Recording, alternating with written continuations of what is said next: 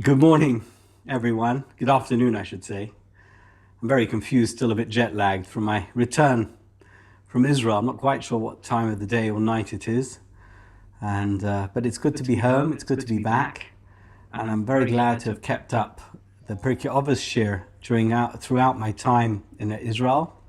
We had 3 shurim there. I was there for 3 weeks, and we'll continue now with the final Mishnah with Hillel's thoughts. It's probably, I think I can say quite safely, if not the most famous Mishnah in Pirkei Avot, one of the most famous mishnayot in Pirkei Avot. It's exceptionally important. It's very profound, and there are multiple interpretations. I'm going to try and share at least some of them with you today. But I'm going to read you the Mishnah. It's the final Mishnah. Remember that we did 2 last week. And we continue with Hu Haya Omer. Hillel said, this is what he used to say. This is the final quote of Hillel in Pirkei Avot, the first chapter of Pirkei Avot. Im ein ani li, mi li. If I am not for me, who is for me? Intriguingly put together there, the verbiage. We'll get back to it. Ukesha'ani la'atzmi. And if I am for myself, mo'ani, what am I? Perhaps who am I? We'll get back to that as well. And finally, ve'im lo achshav emosai. If not now, then when?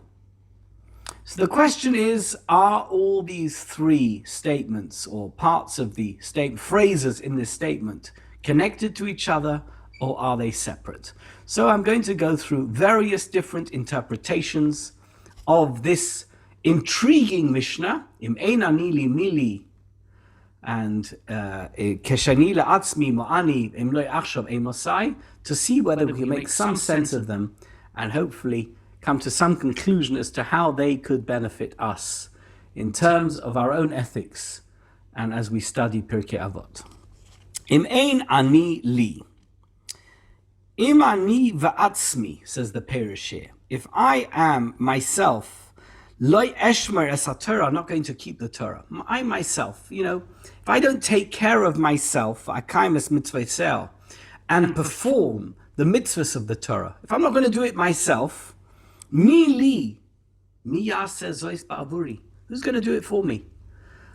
So, in the first instance and in the first interpretation, what Hillel seems to be saying is, we have an enduring obligation. We have an important life-saving obligation, spiritual life-saving obligation, to observe mitzvahs. If we don't make the effort to observe the mitzvahs, to keep the Torah and be connected to God, what point would there be for somebody else to connect to God? Those people who say, listen, I don't need to be so religious. There's enough religious people in the world. What do I need to do it for? I can rely on all those other people being holy and spiritual.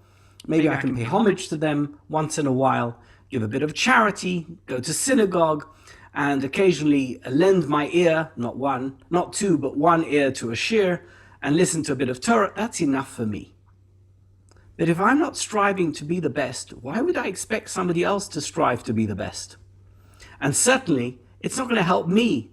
My self-improvement is not going to be aided by the fact that somebody else is performing as they ought to be. The point is, im ein ani li, if I am not going to do that which is important for me to do in order to achieve whatever objectives I need to get to, mi li, who's going to do it for me? To the extent, I'll use medical terminology.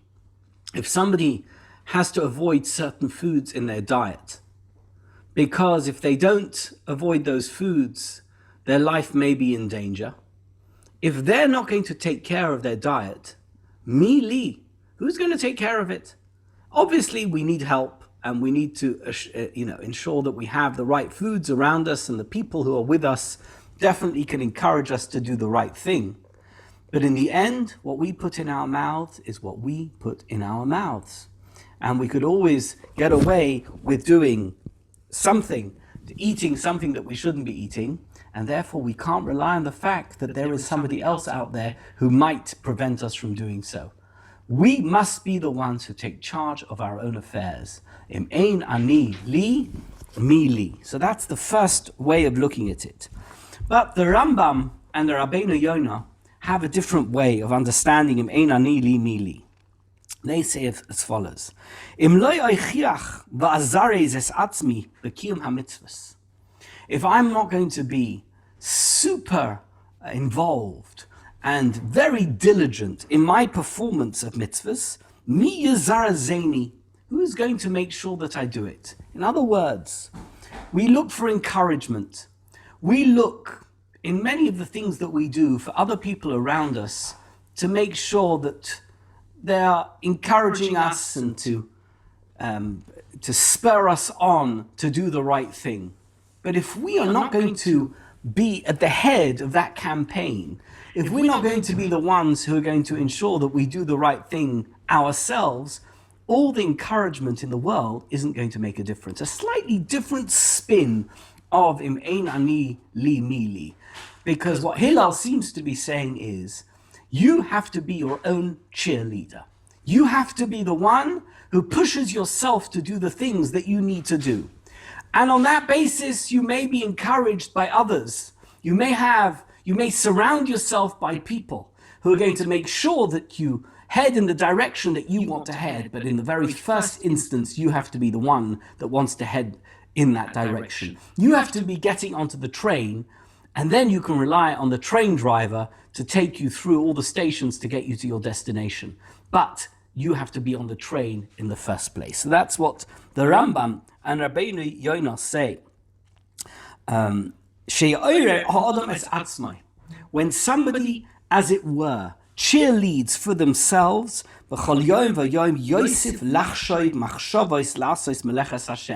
each and every day, in addition to the previous day's commitment, you'll be more committed to that which you need to do in the service of God. And that's what Rabbeinu Yonah, and in his great Musar Sefer, writes as follows: when somebody hears Musar, how should they react? How should you react when you hear Musar? So some people react in a kind of, okay, I know already, don't tell me, you told me last time, I don't need to hear it again. And other people react that they take it on board, not that somebody else is telling them, but suddenly it becomes their own personal message to themselves. They become their own Baalei Musar. They listen to the Musar, they listen to the ethical instruction, they absorb that information, they absorb that message, and then the message becomes their own. You're no longer, it's almost as if you've plagiarized the Musar Sefer. You now become the messenger that other person was when they delivered the message to you in the first place. You become your own Baal Musar. You become the one who tells yourself what to do. Im ein ani li. If I'm not going to be the Baal Musar, mi li, what point is there to have somebody else give me that instruction? That instruction is going to be worthless unless I take it on board and become that person myself. Ukeshani la'atzmi. And even when I myself do the mitzvah, so I've got to the stage where, okay, I encouraged myself, or I was encouraged and took it on board and became that person, whatever it is. Now I'm doing the thing. Mo'ani, says the Mishnah. What am I? In other words, to the extent that you're ever able to achieve your objectives, you're always still going to be held back by the fact that you're a human being and there's distractions and there are other things at hand. You've got other responsibilities, and all of those distractions are unfortunately a way of keeping you from reaching the ultimate in your goals. And therefore, if kesha'ani la'atzmi mo'ani, how much more so im ein ani li mili. So you see the two are connected. If in and of itself it isn't sufficient, if in and of itself it's not going to be enough, even if I am performing, even if I am doing that which I need to do, how much more so in ein ani li mi li? how much more so must I be my own cheerleader to get me to the level where it's not going to be enough? Because because even when I'm doing the thing that I need to do, it's not going to be sufficient. I'm never going to reach that goal. The Avos der Bnossim, which, as you know, is an expanded version of Pirkei Avot in certain respects, adds a moshel, adds an analogy as a way, a parable, as a way of understanding this. There is a king who owns a lot of land, and among that land is a field that can produce a certain amount of crops every year. At the moment, it's not producing anything because nobody is doing the necessary work to achieve that harvest. And he gives it over to a bunch of workers who are part of his, his loyal followers, and they begin to do to the land what they need to do. They plow it and they seed it. They sow the land with seeds, and they nurture the crops, and eventually they harvest the harvest. And he comes to them and he says, "Tell me something. How much did this field yield? How much crops have you got out of this field?" And they say to him, "We managed to get a certain amount." He says, "What are you talking about? That's a fraction of what this field can produce. It's just insufficient." And they said to him, "What do you want from us? Before you planted us, or before you gave us the field to plant, before you gave us this field to take care of, it produced nothing.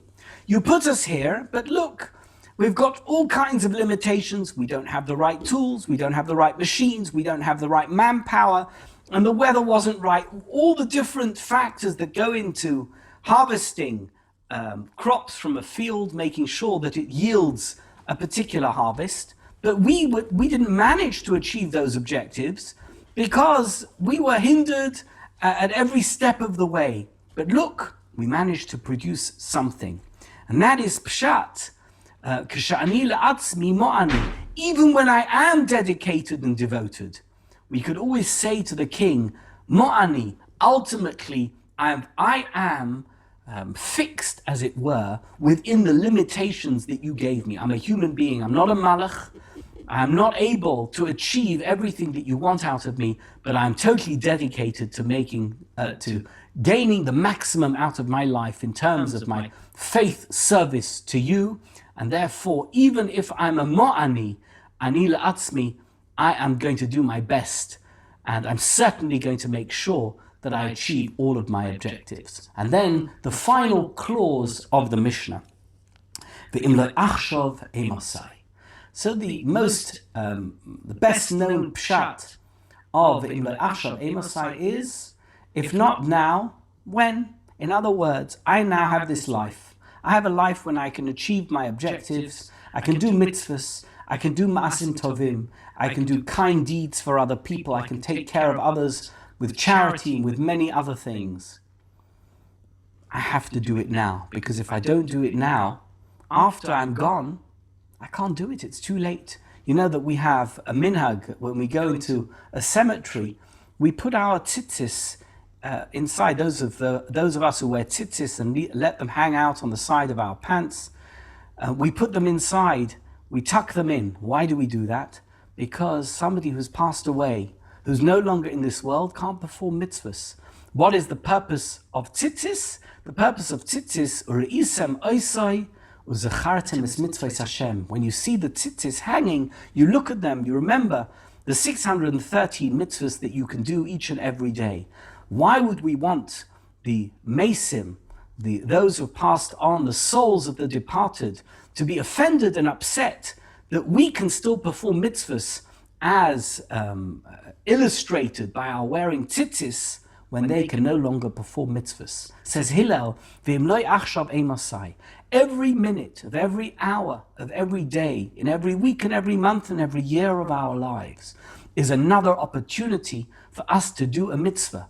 Ve'im lo achshav, and if we don't do it now, when we have this life, emosai, when we get to Shamayim, after we have lived our 70, or Emitz Hashem, Ad Mea Ve'esrim, after we've lived our full lives, we're not going to be able to do those mitzvahs. Says Hillel, Im lo achshav emosai. See every single moment of your lives as an opportunity of imlay achshav emosai, that I want to do the mitzvahs, I want to make sure that I have used and utilized every single second of my life to the best possible objective, which is in the performance of God's mitzvahs. And there are other perushim as of imlay achshav emosai. So the most famous is the one which is mentioned by the Rambam. I'm going to give you two more pshatim, one which is the automatic go-to pshat, which I'll get to at the end, and one which is the Rambam's pshat, which fits in with Hilchos Teshuvah. So the Rambam says that if you want to do Teshuvah, you have to do Teshuvah Gemura, complete Teshuvah in such a way that if you were in those circumstances again, you could do the Aveira again, and you won't do it because you did Teshuvah. Now, let's say I did an Aveira when I was young, and 35, 40 years later, I had an opportunity to do the Aveira and I didn't do it. Is that called Teshuvah?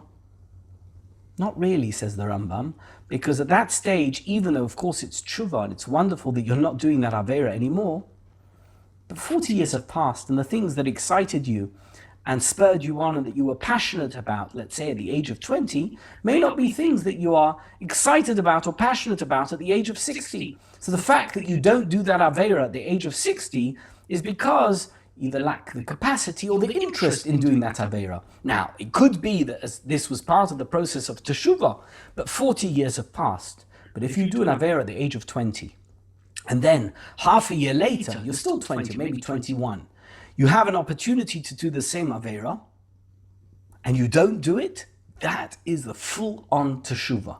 Says the Rambam, Ve'imlei achshav emosai.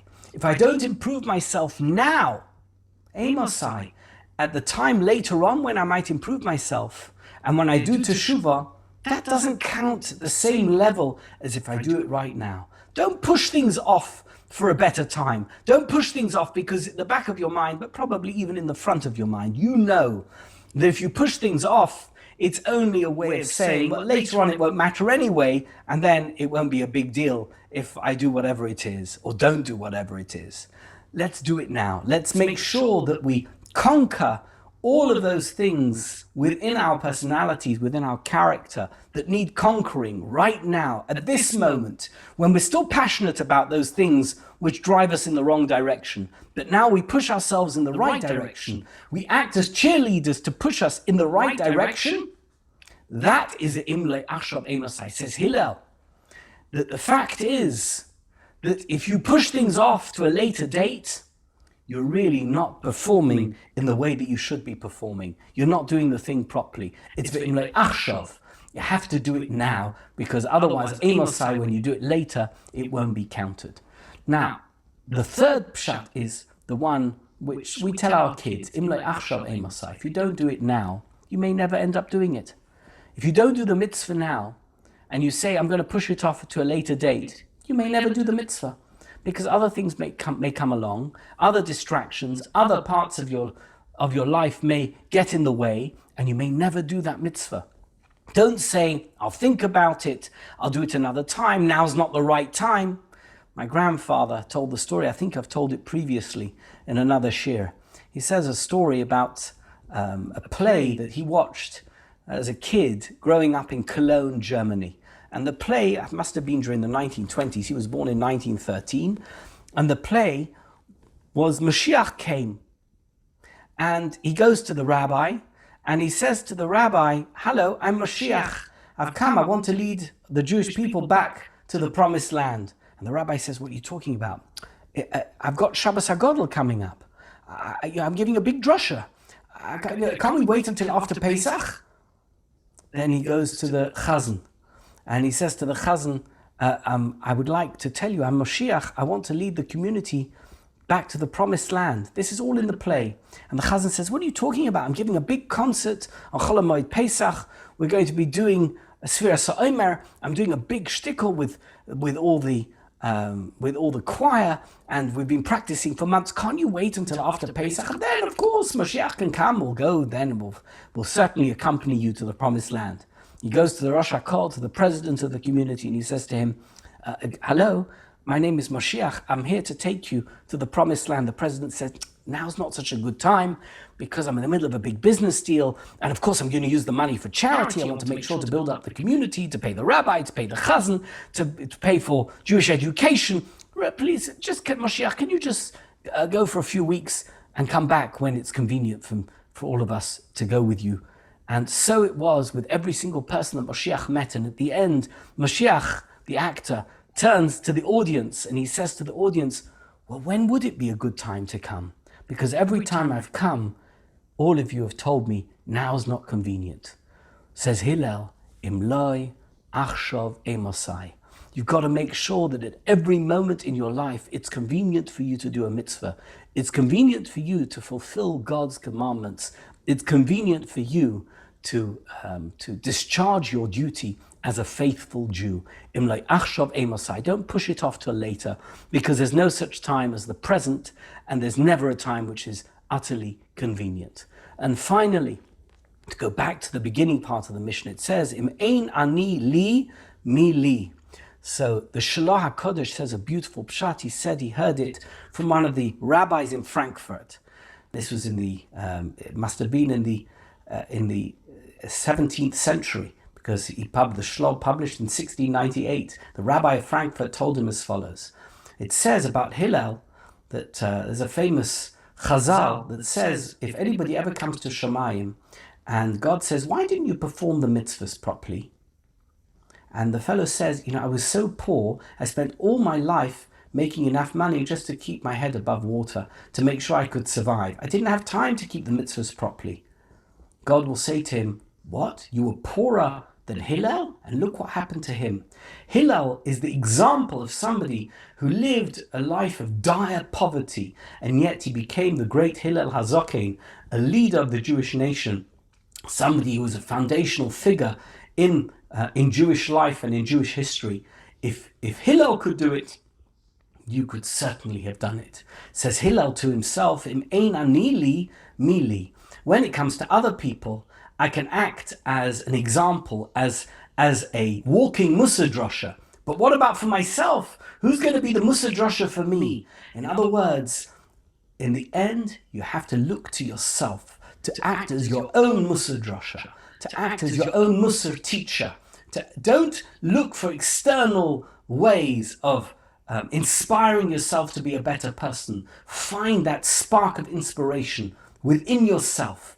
Im ein ani li, mi li, said Hillel. I have to be for myself. I can't rely on somebody saying to me, or God saying to me, well, Hillel was poor, why can't... No. I have to be the one. I have to be the one who reaches the ultimate that I can reach in and of myself, using the strengths that I have, the personality that I have, and the opportunities that I have to become the greatest person that I can be. We leave it here for today. Thank you so much.